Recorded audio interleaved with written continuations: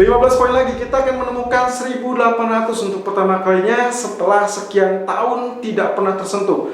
Apakah betul akan disentuh hari ini atau mungkin di akhir pekan ini? Well, kita masih menantikan. Bisa saja agenda tersebut justru batal dengan pola penekanan, apalagi kita menghadapi 2 hari yang akan sangat krusial, di mana rilis data malam ini akan berpengaruh terhadap rilis data non-farm payroll esok hari yang kemungkinan akan dirilis sangat baik kembali, dan prediksi para pengamat diperkirakan akan mengalami penguatan. ADP employment kurang lebih malam ini diperkirakan akan mencatatkan 3 juta lapangan pekerjaan, which is good. Lalu kemudian juga dengan rilis data ISM Manufacturing PMI menyoroti tentang kemungkinan potensi pabrik ataupun lapangan pekerjaan yang sudah mulai dibuka, dan itu kemungkinan potensi yang sangat baik.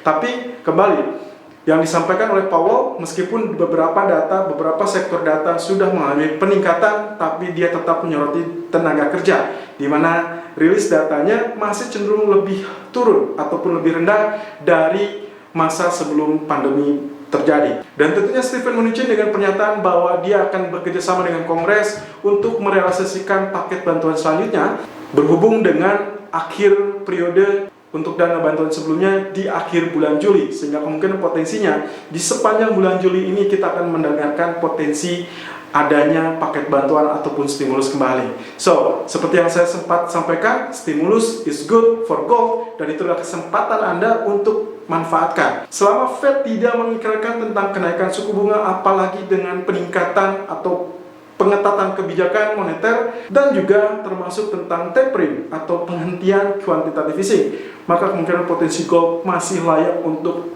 naik. Di grafik 4 ataupun di grafik H1 kali ini kita menyoroti tentang potensi seperti anak tangga, di mana area kenaikan cenderung akan melalui beberapa fase yang menjenuhkan, tapi nantinya akan cenderung membongkar ataupun menembus area resisten. So, 1792 adalah area resisten terdekat berikutnya kalau sampai 1785 ini kembali berhasil tembus. Bahkan area tertinggi di 12 tahun terakhir 1796 harus berhasil tembus. Kalau itu terjadi, maka kita akan segera menemukan area 1800. So, apakah itu akan jadi kenyataan? Kita lihat technical view 1 Juli 2020. Irfan untuk Agrodana.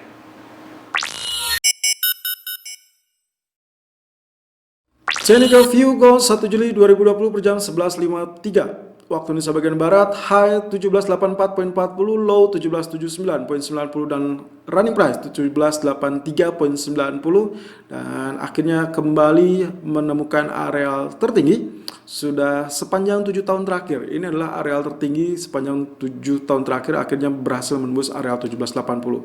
Kalau dilihat dari pergerakan kemarin, ini adalah areal candlenya 30 Juni 1764.60 area terendah, lalu kemudian area tertinggi lah 1785.60, persis dengan apa yang kita skenariokan ya teman-teman.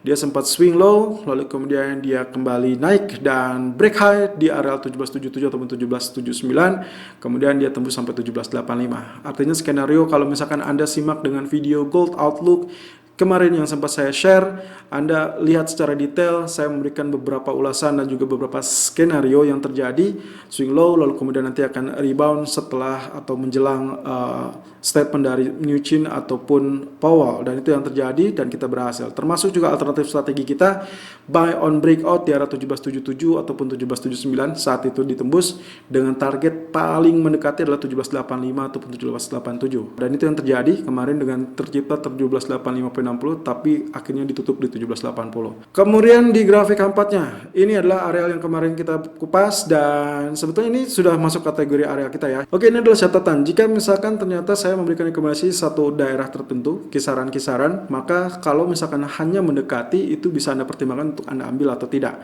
Yang terpenting adalah Anda memiliki risk management yang cukup baik dan Anda tahu apa yang harus Anda lakukan saat swing terjadi. Karena nanti malam kita menghadapi data ADP yang sangat penting untuk menjelang rilis data non-farm payroll, which is itu sangat terkoneksi dengan sangat baik, dan juga data ISM Manufacturing PMI yang akan dirilis di pertengahan malam.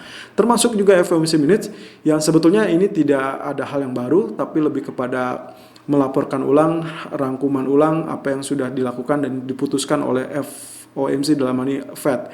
Dan ini berarti kurang lebih kalau saya gambarkan seharusnya ini akan ada swing low terlebih dulu, which is kalau sudah ditembus berarti dia akan ada let's say dip ataupun correction, dan itu berkisar di kisaran 1777 ataupun 1778. Kurang lebih di grafik H1-nya gambarnya seperti ini teman-teman. Jadi saya sedikit review dengan apa yang terjadi beberapa waktu yang lalu sebelum akhirnya tembus 1780. Pergerakan cenderung sideways dan Anda bisa lihat di sini dalam rectangle, lalu kemudian kemarin terakhir swing low dan akhirnya ditembus. Kalau Anda ingat apa yang sempat saya sampaikan, ini adalah sebetulnya rectangle, bullish rectangle atau bullish flag ya.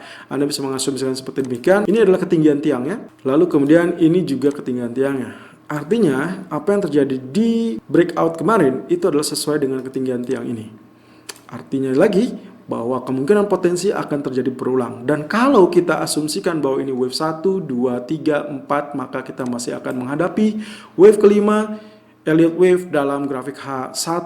Bukan hanya di grafik D1 atau daily, tapi juga di grafik H1 kita juga akan mendapati. Artinya, kalau terjadi swing low kembali, yang paling ideal Anda tinggal tarik Fibonacci retracement seperti demikian. Yang saya lakukan, ada area 23.6%, 38.2%, 50%, dan 61.8%. Sebetulnya ini adalah area yang sakti di kisaran 3 angka tengah. 38.2, 50%, dan 61.8. Tapi kalau misalkan diasumsikan mana yang relatif stabil untuk menjadi area support, ini adalah area yang sebelumnya menjadi resisten di 1775. Itu adalah area yang cukup ideal untuk melakukan buy on dip. In case ini adalah terjadi pullback, dan itu masih dalam kategori normal, di mana saya sempat mengatakan kalau misalkan terjadi breakout, maka yang paling ideal Anda menantikan pullback terlebih dahulu supaya Anda tidak kecolongan. Atau Anda bisa lihat di sini area 38.2%, itu yang paling ideal adalah 1777.60. Nah, di sini di dalam area rectangle ini apapun bisa terjadi, dan ini adalah kurang lebih saya menantikan swing low.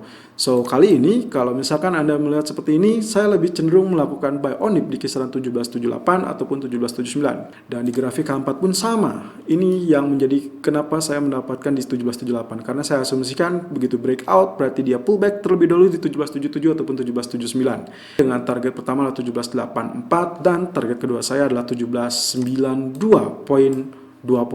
Kurang lebih di area tersebut, dan stop loss saya asumsikan antisipasi di 1770.00 untuk mengantisipasi in case ternyata rilis data cukup baik dan sangat mengejutkan, dan kita harus menunda terlebih dulu tampil 1800 di pekan ini.